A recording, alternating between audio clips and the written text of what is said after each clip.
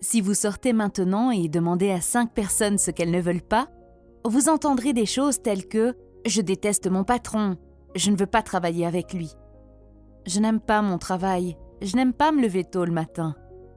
Je n'aime pas les cours à l'école, je ne veux pas travailler pour quelqu'un d'autre, je ne veux pas avoir de dettes. » Pendant qu'ils énumèrent les choses qu'ils ne veulent pas, arrêtez-les soudainement au milieu et dites « Ok, et les choses que tu veux, que voulez-vous » Vous remarquerez qu'ils sont confus et commenceront à réfléchir. Au bout d'un moment, certaines personnes pourront dire 1 ou 2 choses qu'elles veulent, mais pas plus. Comment cela se fait-il ? N'est-il pas intéressant de constater que, lorsque nous parlons des choses que nous ne voulons pas, nous avons des tonnes et des tonnes de choses à dire, mais que, lorsqu'il s'agit de choses que nous voulons, la majorité des gens n'en ont aucune idée. Vous savez à quoi ça ressemble ? La majorité des gens n'en ont pas la moindre idée. C'est comme si vous disiez « Je conduis une voiture de sport très rapide et je sais avec certitude que je ne veux pas aller à Paris, Berlin et Bruxelles. Mais je ne suis pas sûre de savoir où je veux vraiment aller. » Que se passe-t-il alors ? Vous vous retrouvez en panne d'essence et incapable d'atteindre votre destination parce que vous savez seulement où vous ne voulez pas aller. Vous voyez, ce qui est fou dans la société d'aujourd'hui, c'est que tout le monde fait la course avec des cerveaux de Ferrari, mais sans GPS. Si vous n'avez pas de vision et de clarté sur la destination que vous voulez atteindre, vous n'y arriverez tout simplement jamais. Vous pouvez acheter la Ferrari la plus chère du monde et conduire aussi vite que vous le pouvez. Mais si vous ne savez pas où vous allez, vous n'arriverez nulle part. Préférez-vous conduire une Ferrari du haut d'une falaise à 200 km/h ou conduire une Toyota vers une destination précise ? Tout cela semble assez simple, non ? Vous vous dites peut-être « Oh, c'est ça la grande sagesse que vous avez pour moi ?» En fait, oui, c'est ça. C'est exactement ça. C'est la première chose que font les personnes riches. Ils définissent clairement ce qu'ils veulent et où ils veulent aller. Leur destination est claire comme de l'eau de roche et ils ne gaspillent pas d'énergie pour les choses qu'ils ne veulent pas. Mais la majorité des gens font le contraire. Et c'est pourquoi, lorsque vous leur demandez ce qu'ils ne veulent pas, vous obtenez de nombreuses réponses. Le cerveau humain fonctionne d'une manière très intéressante. Vous voyez et obtenez ce sur quoi vous vous concentrez. Si vous vous concentrez sur les choses que vous ne voulez pas, devinez quoi ? Oui, vous obtenez les choses que vous ne voulez pas.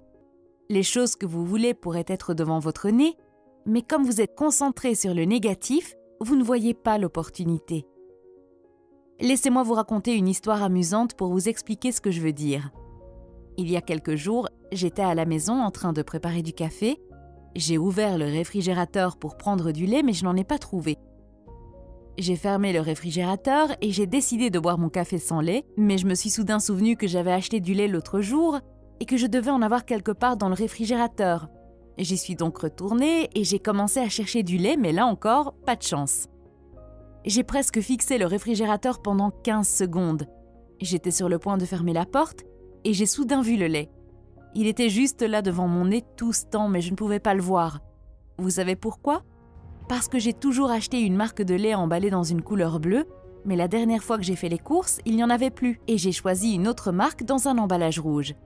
Et à cause de ça, mon cerveau s'est concentré sur la recherche du paquet bleu tout le temps et a ignoré le lait dans le paquet rouge. C'est la même chose dans la vie.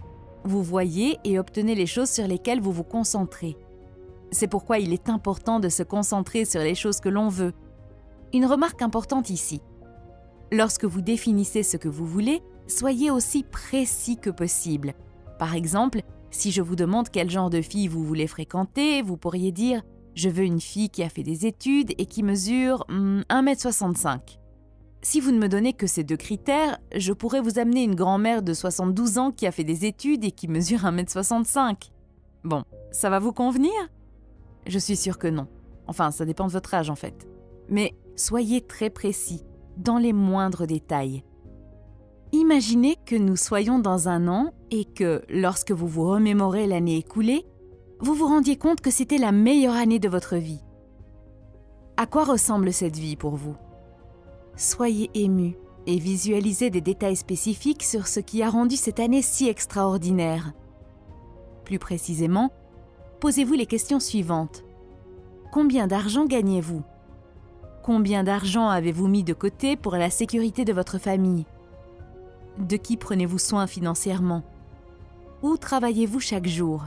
Avez-vous un bureau à domicile ou vous rendez-vous en voiture dans un nouveau lieu? Faites-vous passer votre entreprise existante au niveau supérieur? Lancez-vous votre propre entreprise? Êtes-vous en train de gravir les échelons de votre emploi? Avez-vous une meilleure relation avec votre patron? Mieux encore, êtes-vous le patron? Comment votre conjoint ou votre partenaire vous regarde-t-il le matin ou après une longue journée? Comment sont vos relations avec vos enfants ou les membres de votre famille? La deuxième chose que font les gens riches et qui réussissent, c'est qu'ils savent où ils sont. Où êtes-vous? Où en êtes-vous dans votre vie en ce moment même? Ce que je veux dire, c'est que vous ne devez pas répondre littéralement. Ce que je veux dire, c'est quelle situation vivez-vous actuellement dans votre vie? Ne mentez pas. Peut-être que vous sortez tout juste de l'université ou que vous êtes en train de la terminer et que vous ne savez pas quoi faire de votre avenir. Peut-être luttez-vous avec le sentiment d'avoir un potentiel inexploité. Peut-être essayez-vous de trouver quelque chose qui puisse améliorer vos finances. Peut-être voulez-vous simplement commencer quelque chose de nouveau pour changer votre vie en mieux. Avant de vous rendre à votre destination idéale, vous devez savoir où vous êtes. Vous devez connaître votre point de départ. Prenez un papier et un stylo ou votre téléphone et répondez à cette question. Où en suis-je dans la vie? Vous pouvez aller au-delà de vos finances et écrire où vous en êtes dans les différents domaines de votre vie qui comptent le plus. L'amour, l'amitié, la santé, votre carrière et votre famille. Lorsque vous saurez où vous êtes et où vous voulez aller, vous commencerez à avoir un filtre qui vous permettra de dire non à certains amis, de dire non à certaines réunions, de dire non à certaines opportunités, de dire non à certains emails. La troisième chose que font les personnes riches est d'identifier leur pourquoi.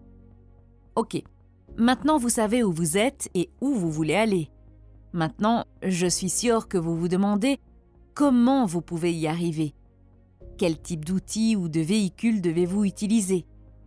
Eh bien, votre pourquoi, en d'autres termes, votre raison d'atteindre votre destination, est le meilleur véhicule dont vous disposez. Votre pourquoi est comme une voiture à l'épreuve des balles qui va vous conduire à votre destination en toute sécurité. Je vais vous donner un outil qui vous permettra de trouver votre vrai pourquoi.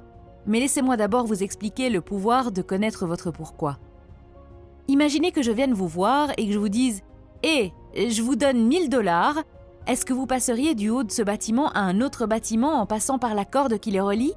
Au fait, je dois vous informer que l'autre bâtiment est en feu. » Vous regarderiez la situation et diriez « C'est un immeuble de 20 étages et la distance entre 2 immeubles est d'environ 100 mètres, ce qui signifie que je n'aurai peut-être pas l'énergie suffisante pour parcourir toute la distance. Et en plus, l'immeuble est en feu, donc je ne vais pas risquer ma vie pour 1 000 $. » Mais imaginez maintenant que votre mère ou la personne que vous aimez le plus dans la vie se trouve en haut de cet immeuble et a besoin de votre aide, et que le seul moyen d'accéder à cet immeuble est de passer par cette corde. L'utiliseriez-vous maintenant pour accéder à cet immeuble? Je suis sûre que vous le feriez, car vous avez un être cher de l'autre côté qui a besoin de votre aide. Si vous avez remarqué, dans les deux exemples, c'est exactement la même corde, la même distance et le même bâtiment. La seule différence est votre pourquoi. Lorsque vous connaissez votre pourquoi, rien ne peut vous arrêter. Quand vous connaissez votre vrai pourquoi, vous ne dites pas « Je suis fatigué aujourd'hui, je ne vais pas aller à la salle de sport ». Vous ne dites pas « Je n'ai pas envie de travailler sur ce projet aujourd'hui ». Vous vous présentez simplement à chaque fois, quoi qu'il arrive. Vous avez probablement un objectif que vous voulez atteindre. Peut-être voulez-vous gagner 1 million de dollars ou obtenir un diplôme universitaire. Quel que soit cet objectif, laissez-moi vous demander ceci. Pourquoi voulez-vous atteindre cet objectif? Pourquoi voulez-vous gagner 1 million de dollars? Vous allez probablement dire que vous voulez la liberté financière, que vous ne voulez plus travailler pour quelqu'un d'autre ou que vous voulez aider votre famille. Ce sont de bons pourquoi, mais ils ne sont pas assez solides. Ils viennent de votre tête et non de votre cœur et de votre âme. Ces pourquoi ne sont pas assez forts. Atteindre la liberté financière n'est pas un pourquoi fort pour passer à travers les tempêtes que vous allez affronter. La liberté financière ne va pas vous pousser à sortir de votre lit à 5 heures du matin. Vous devez découvrir votre vrai pourquoi qui se trouve au fond de vous. Pour ce faire, voici un exercice appelé 7 niveaux de profondeur. C'est un exercice très simple, mais immensément puissant. Vous demandez simplement cette fois pourquoi vous voulez atteindre un certain objectif. Laissez-moi vous faire une petite démonstration.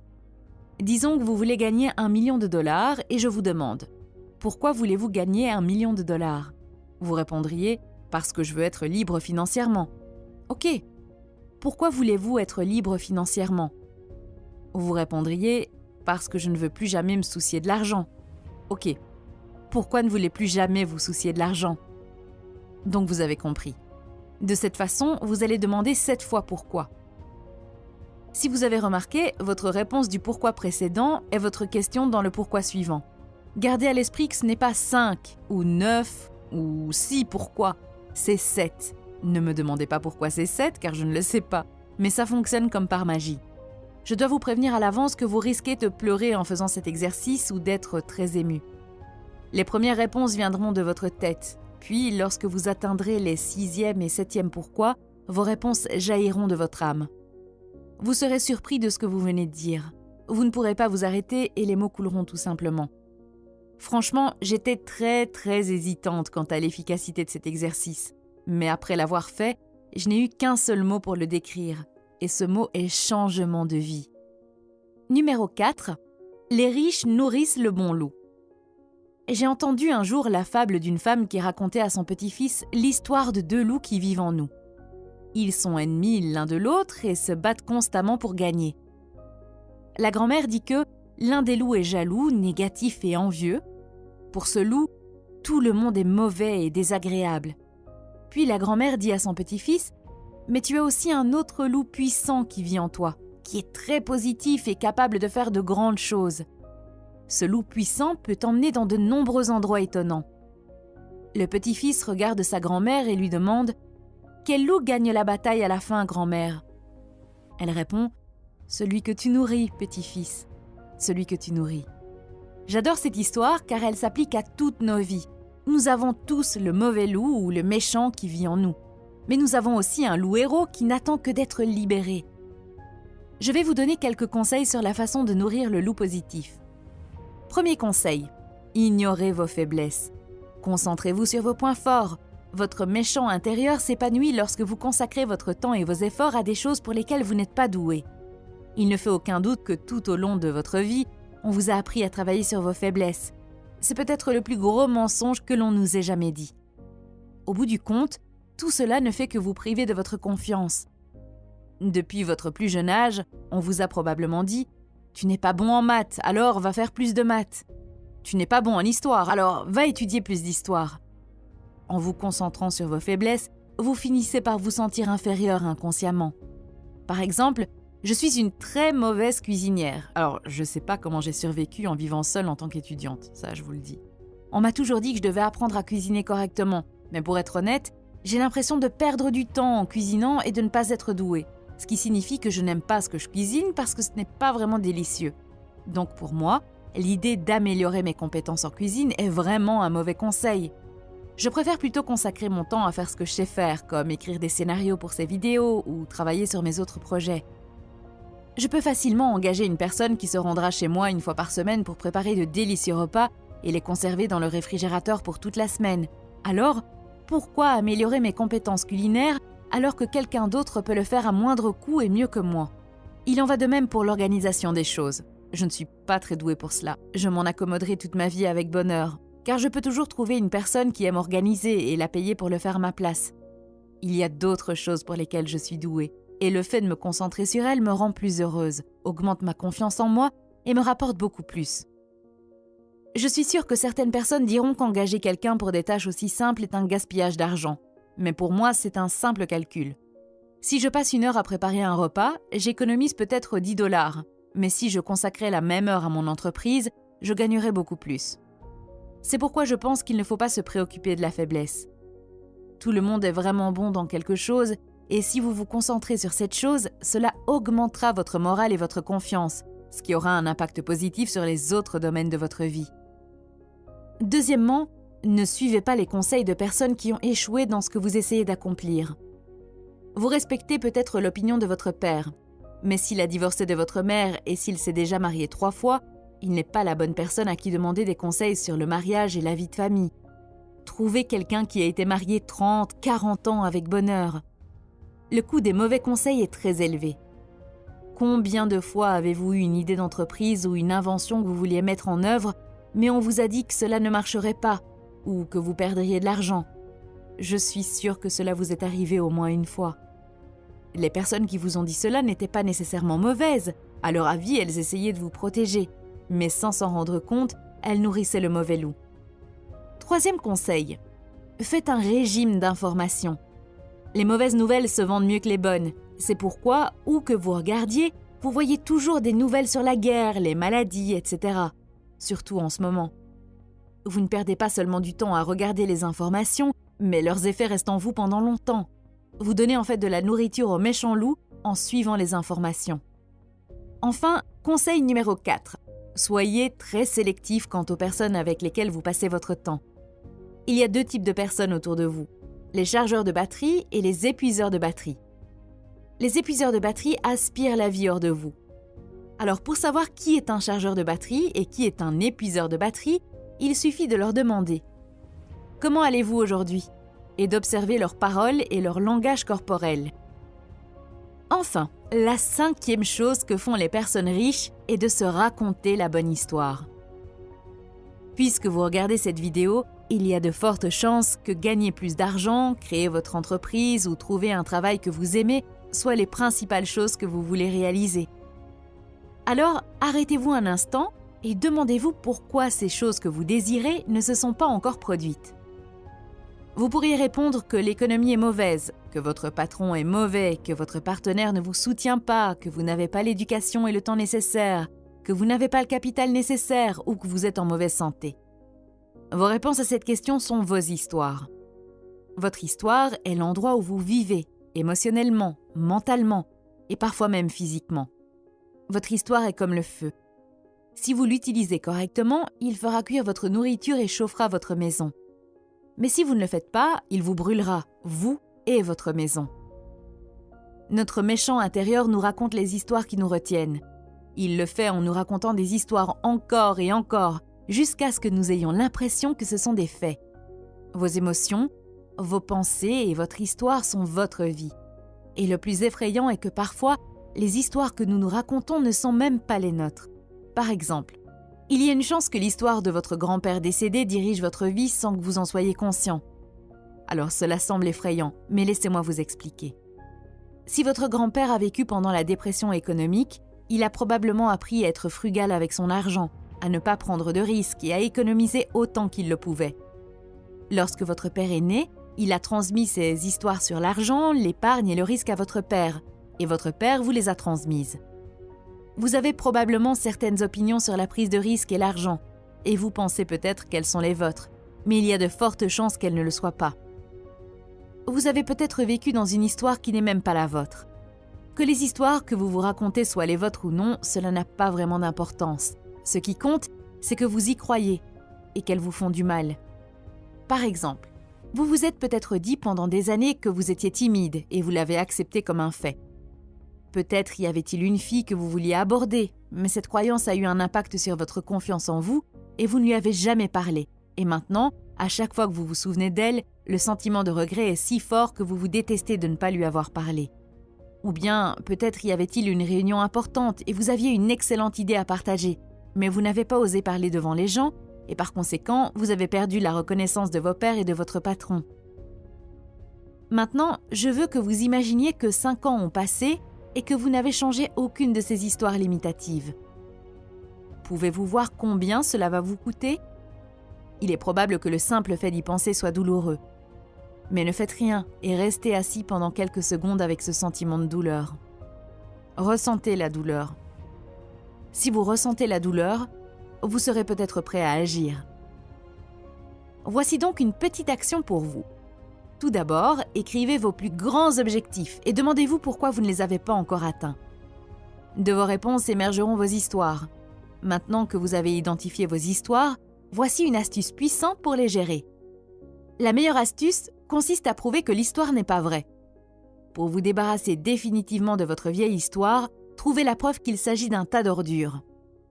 Par exemple, Vous voulez peut-être commencer quelque chose, mais vous pensez que vous n'avez pas été à l'université et que c'est pour cela que vous n'êtes pas qualifié pour le faire. Alors demandez-vous, y a-t-il quelqu'un qui n'a pas de diplôme et qui a déjà réalisé ce que je veux réaliser? Vous trouverez probablement de nombreuses personnes. Laissez-moi vous donner un autre exemple.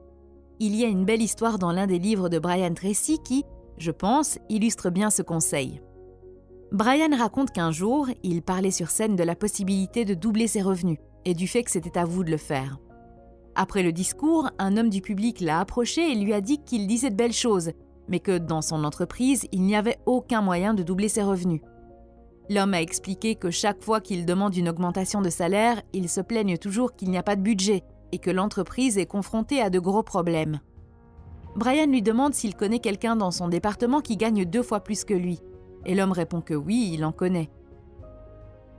Brian lui explique alors que son entreprise est prête à payer 2 fois plus. C'est juste qu'il ne veut pas développer les compétences nécessaires pour atteindre ce niveau. L'homme n'a rien dit et est simplement parti. Vous voyez, l'histoire de cet homme l'a convaincu qu'il était impossible de doubler son revenu. Mais en réalité, il ne voulait tout simplement pas apprendre de nouvelles choses et élever son niveau. Pour terminer cette vidéo, nous avons parlé de 5 choses que les gens riches font. Ce sont savoir ce que vous voulez et où vous allez, savoir où vous êtes et quel est votre point de départ. Nous avons également parlé de l'importance d'identifier votre vrai pourquoi et pourquoi vous devez toujours nourrir le bon loup. Enfin, nous avons discuté de la manière de changer les histoires limitatives que vous vous racontez. Cette vidéo est basée sur un livre intitulé « Millionaire Success Habits » écrit par Dean Graziosi. Enfin, si vous avez aimé cette vidéo, vous aimerez peut-être aussi la vidéo que vous voyez à l'écran en ce moment. N'oubliez pas de la regarder également. Si vous aimez les vidéos comme celle-ci, appuyez sur le pouce bleu et abonnez-vous. Cela aide beaucoup la chaîne. Merci d'avoir regardé et à bientôt.